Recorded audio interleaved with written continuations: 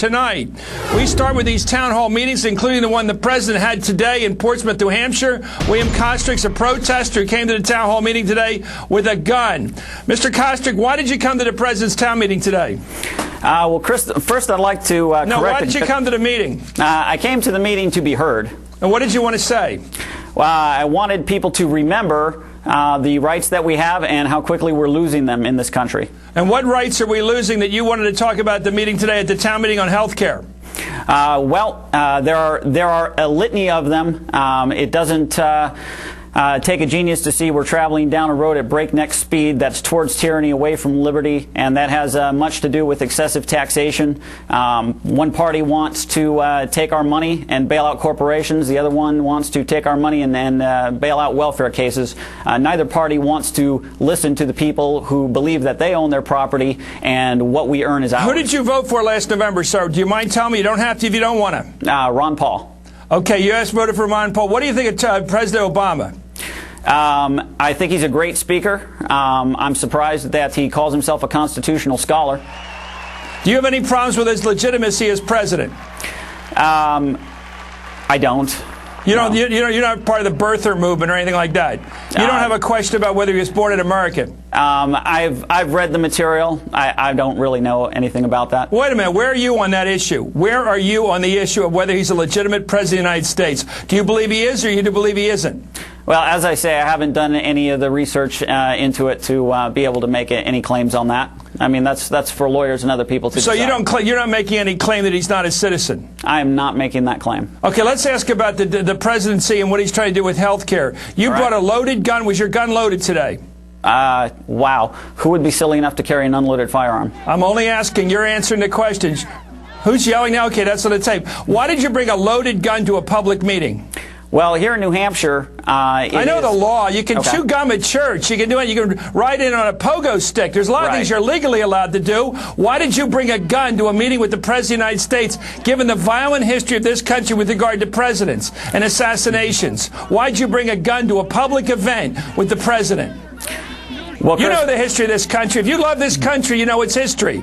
Wow, you know we've had a problem with people with guns at presidential events. Why'd you bring a gun to an event with the president? I do know history, and the history is that our forefathers fought for the right to keep and bear armed, and they believe that every person should be armed. Everybody knows that. Okay, well then... Well, why did you bring a gun to a presidential event today? That's not even a relevant question. The question is, why don't people bear arms these days? Okay, let's ask. Okay, you brought a sign that said the tree of liberty has to be watered with the blood of tyrants, and you're carrying a goddamn gun at a presidential event. I think those things make people wonder what you're about. Right. The sign didn't say anything about blood. Of course, what did it say? It's time to water the tree of liberty. And where did that come from? That line? It's a quote from Thomas Jefferson. And what's the rest of the line? No, the rest of the line is for people to look up. It's not a soundbite. They need to understand the context. What's the rest of the line from Jefferson?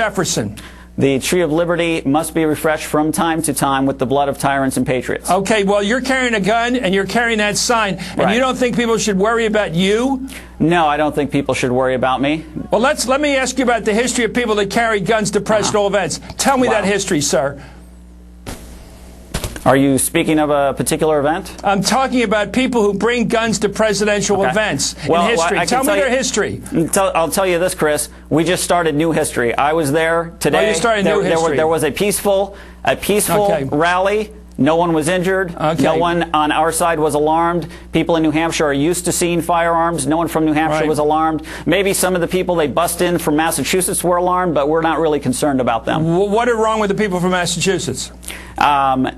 You know, they already have their health care scheme and their socialism going in their state. They should probably keep it over there. Now, let me get back to your belief. Do you believe that our fundamental rights as a republic, the limited government, the notions that people or individuals are supreme, you believe all that's at stake here? Yes. How so?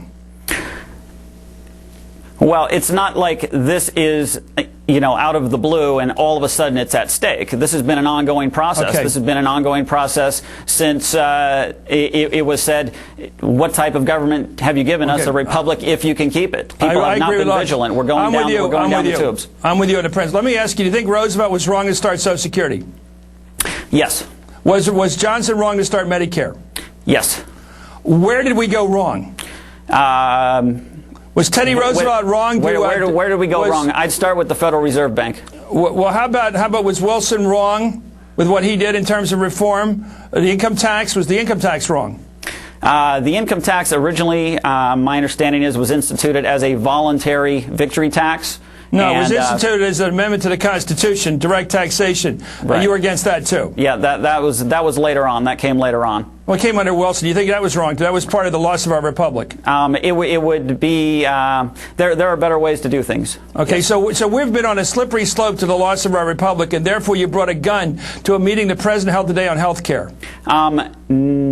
Therefore, I don't know about that. I live in New Hampshire. I open carry many places. As I said, people come up, they talk to you. People here are pretty used to it. Okay. I want to be polite to you. I know. We're not in New York. We're not in Los Angeles. No, it's not like people hit the deck when you walk past. Look, I have members of my family, members of the NRA that they don't carry guns, but they believe in the right to bear arms, as many Americans do. I'm not against that. Right. I'm asking you, what do you bring to this discussion about health care? By bringing a gun and that sign that you quote Jefferson from, what does that bring to a debate that this country's engaged in? And we're looking at your gun right now and your sidearm there. What did you, and it's loaded, you pointed that out. What are you doing to help this debate?